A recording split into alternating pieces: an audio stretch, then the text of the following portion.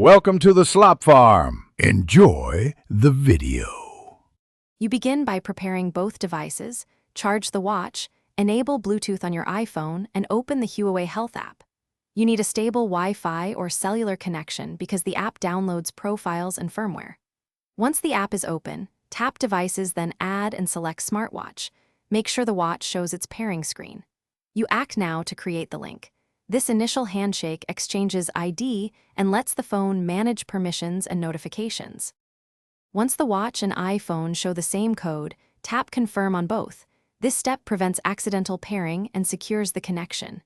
You then grant the Huawei Health app permissions, notifications, location, and Bluetooth, because iOS requires them for call alerts and activity tracking.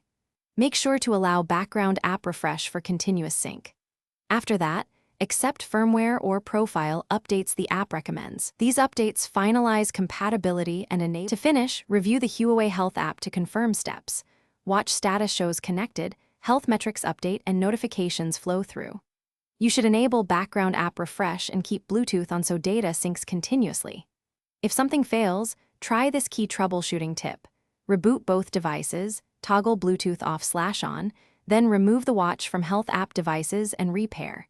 This clears cached profiles and often resolves pairing conflicts. If problems persist, install any pending iOS or app updates.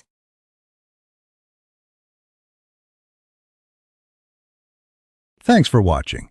Consider subscribing if we helped you today.